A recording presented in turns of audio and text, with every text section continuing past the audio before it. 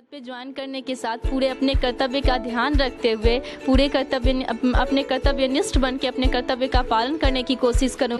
मेरे भविष्य में आगे आने वाली जो मेरी बहनें हैं उन सब को ऐसी परेशानियों की दौर से ना गुजरना पड़े। लोग अपनी मानसिकता को बदलें और उन्हें भी एक मौका दिया जाए ताकि वे अपने चाहेंगे और ऐसा ही चाहेंगे कि समाज के लोग भी अपनी मानसिकता को बदलें। आज बेटियों के जन्म से ही माता पिता अपनी पूंजी संजो के रखते हैं कि मैं दहेज दूंगा बेटी को, और बेटी को शिक्षा दीक्षा नहीं है। फिर छोटी वाली बेटी ज़्यादा मेहनती थी और इसको देख देख कर मेरा तबीयत हमेशा ही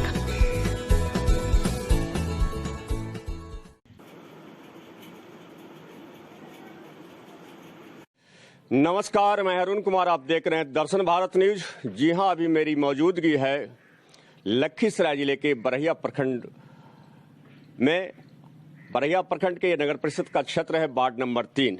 आप जिस मकान को देख रहे हैं लगता है अंग्रेजों के ज़माने का बना हुआ मकान है, और ये मकान वार्ड नंबर 3 शंकर सिंह का है। और इनकी बेटी ऐश्वर्या लक्ष्मी इस बार एसएससी की परीक्षा में असिस्टेंट ऑडिट ऑफिसर के पद पर चयन हुई है। ये बड़ी ही खुशी की बात है। दर्शन भारत न्यूज भी ऐश्वर्या लक्ष्मी को अपनी ओर से बधाई देता है, और मैं इनसे कई सवाल करूंगा और पूछूंगा, लेकिन जो मुझे जानकारी है ऐश्वर्या लक्ष्मी काफ़ी गरीबी की जिंदगी जी है, गरीबी में पढ़ी है, गरीबी देखी है, गरीबी में पली है।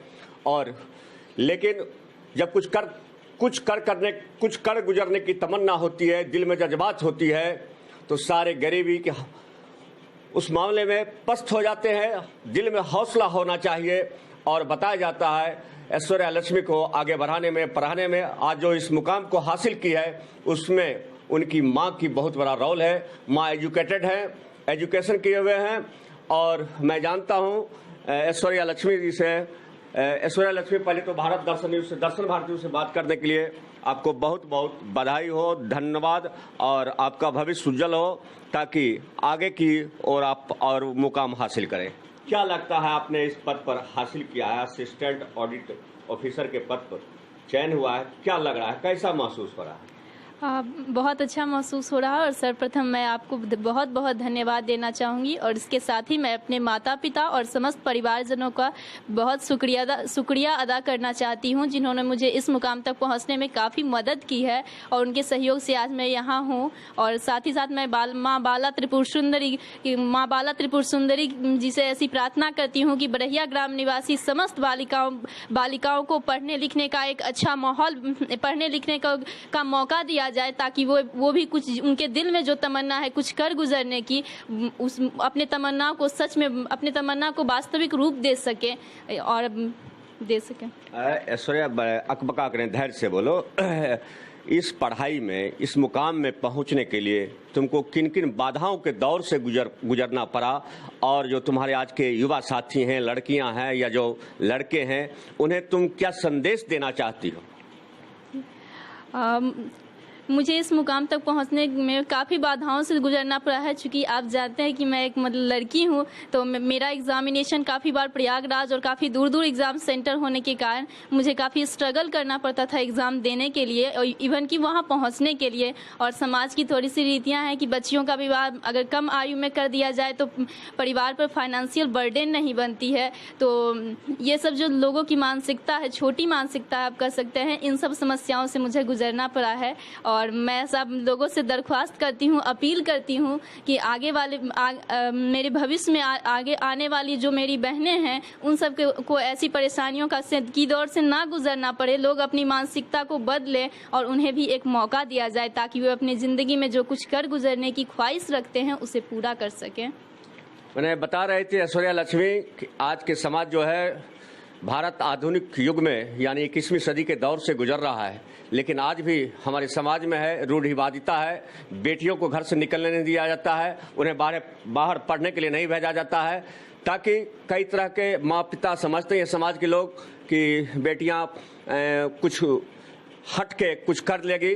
लेकिन अब ऐसी मानसिकता, जो पुराने विचार की मानसिकता है, उस पुराने विचार की मानसिकता को दिल से निकालना होगा, यही ऐश्वर्या लक्ष्मी संदेश दे रही है।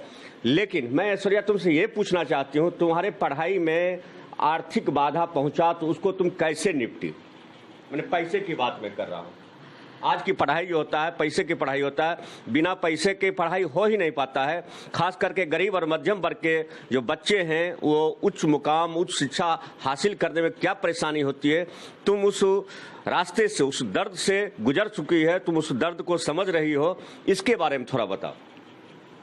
आपने एक बात कही कि आज के दौर में पढ़ाई के लिए भी आपके फाइनेंशियली थोड़ा सा स्ट्रांग होना ज़रूरी है। ये बात बिल्कुल 100% सही है। लेकिन आज के युग में जो इंटरनेट और ऑनलाइन पढ़ाई का माध्यम बन गया है ये काफ़ी सुविधाजनक है और इसके द्वारा आप घर बैठे भी आराम से जो शिक्षा महानगरों में दी जा रही थी और बच्चे उसके लिए महानगर की ओर पलायन कर रहे थे, वह शिक्षा आप अपने घर पे भी ले सकते हैं ऑनलाइन माध्यम से। पर उसके लिए भी कुछ सपोर्ट की ज़रूरत होती है, जैसे इंटरनेट, मोबाइल फ़ोन, इसको अफोर्ड करना ज़रूरी है। तो मेरी ऐसी दरख्वास्त है, गुजारिश है कि जिन लोगों के पास ऐसी सुविधाएं मौजूद है, कई बार ऐसा होता है कि माता पिता या फिर फैमिली के लोग ऐसा सोचते हैं कि मैं अपनी बच्ची को मोबाइल नहीं दूंगी, उन्हें इंटरनेट की सुविधाएं नहीं दूंगी। तो ऐसा ना करें, उन्हें ज़रूर ये सारी सुविधाएं उपलब्ध कराएं ताकि वे दुनिया के कोनों कोनों से जुड़ पाएँ और सारी जानकारियाँ अपने पास इकट्ठा कर पाएँ और अपना भविष्य बना सकें। अच्छा ऐश्वर्या, मैं तुम्हारे पास फिर आता हूँ। आपका क्या नाम हुआ? आप आज पहले आप अपना नाम बताइए। मुन्नी कुमारी जी। मुन्नी कुमारी। मुन्नी कुमारी जी, आपकी बेटी आज एक मुकाम पर पहुंच चुकी है, आप कैसा प्राउड महसूस कर रहे हैं? बहुत अच्छा लग रहा है यही कि सारी जो भी बेटियां हैं सबके माता पिता प्रोत्साहन करें, अपने अगर खाने और पहनने का भी जो हो सके उससे काट बचा के बच्चे को दे।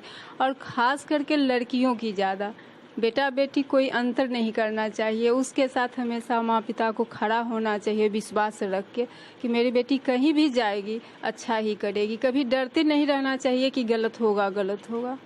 बेटी पर विश्वास रखना चाहिए। सुन रही थी ऐश्वर्या लक्ष्मी की माँ की बात। बेटी पर यकीन कीजिए और बेटा बेटी में फ़र्क नहीं कीजिए।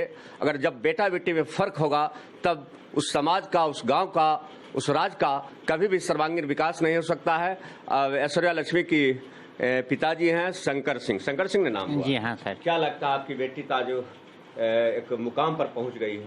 इसमें गांव वालों और आप बड़ बुजुर्ग के सबों का आशीर्वाद साथ रहा और हम लड़का लड़की कभी फर्क नहीं पूछे अपने आप में कि हमारी लड़की है कि लड़का है। इसमें कोई प्रकार का फर्क नहीं, हम एक समान पढ़ाए और अपनी गरीबी से लड़की अपना मेरिट से कंप्लीट होकर के बचपन से अपने से पढ़ करके वो निकली। मैंने आपने बच्ची को पढ़ाने में काफ़ी गरीबी का एहसास किया। बैठिए आप। जी हाँ सर, महसूस किया और क्या कहा है गरीबी का महसूस करते हुए, लेकिन एक चीज़ देखे कि लड़की का लक्ष्य जो था, जो इसका अच्छी था पढ़ने का टैलेंट, वो टैलेंट को देख करके हम बहुत खुश थे अंदर से कि एक न एक दिन लक्ष्य कोई ज़रूर प्राप्त करेगी।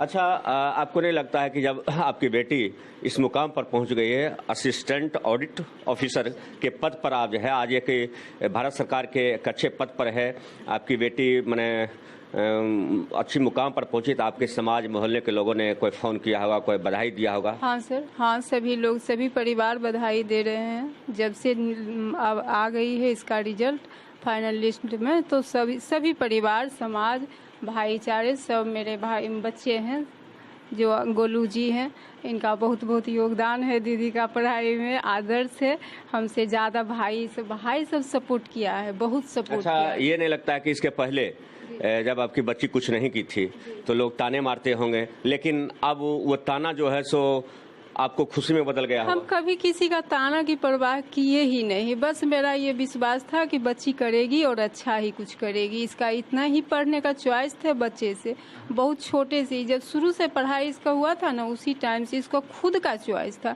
हम इसके पीछे नहीं लगे हैं, ये खुद मेरे पीछे लगे, माँ हमको पढ़ना है और अब पढ़ाइए, हम आगे बढ़ेंगे। बहुत छोटी से, 5 साल की जब थी तभी से। क्या नाम हुआ आपका?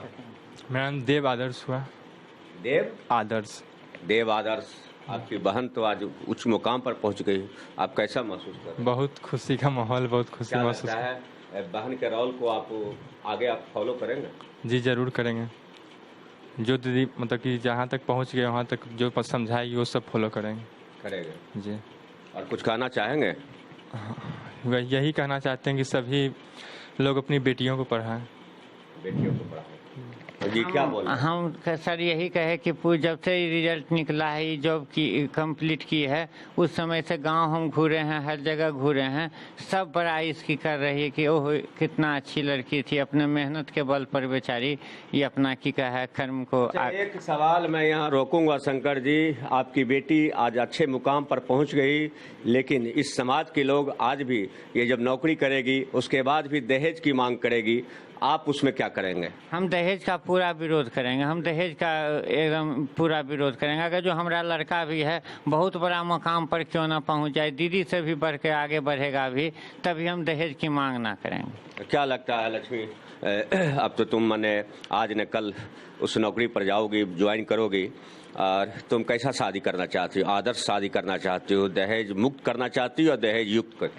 बिल्कुल दहेज मुक्त विवाह करना चाहेंगे और ऐसा ही चाहेंगे कि समाज के लोग भी अपनी मानसिकता को बदलें। आज बेटियों के जन्म से ही माता पिता अपनी पूंजी संजो के रखते हैं कि मैं दहेज दूंगा बेटी को, और बेटी को शिक्षा दीक्षा नहीं दे पाते हैं। ये बहुत ही दुखद घटना है। हम लोगों से मेरी अनुरोध है, अपील है कि कृपया करके जो पैसे आप दहेज के लिए संजो के रखते हैं वो उसकी शिक्षा और करियर में लगाएं। वो ज़रूर एक दिन एक मुकाम हासिल करेगी, और जो समाज की बुराई है, कुप्रथा है, और उसको ये दहेज कुप्रथा जो है इसको दूर करने का प्रयास करेगी। अच्छा ऐश्वर्या लक्ष्मी, एक आखिरी सवाल तुमसे, जब तुम इस पद पर ज्वाइन करोगी तो किस भाव से समाज और देश की सेवा करोगी, थोड़ा सा बता। मैं इस पद पे ज्वाइन करने के साथ पूरे अपने कर्तव्य का ध्यान रखते हुए अपने कर्तव्यनिष्ठ बन के अपने कर्तव्य का पालन करने की कोशिश करूंगी, और जो वर्तमान में समाज की एक बहुत बड़ी बुराई है भ्रष्टाचार, उसे मैं दूर करने की कोशिश करूंगी। क्योंकि यह ऑडिट डिपार्टमेंट है तो मैं चाहूंगी कि इसका कार्य बिल्कुल स्वच्छ हो, ताकि मेरे डिपार्टमेंट को भी मुझ पर गर्व महसूस हो कि एक ऐसी ऑफिसर आई थी जो कि मतलब ग्रामीण पृष्ठभूमि से होते हुए, कमजोर पृष्ठभूमि से होते हुए भी मैं अपने डिपार्टमेंट का नाम ऊंचा करना चाहूंगी। चलिए, सुन रहे थे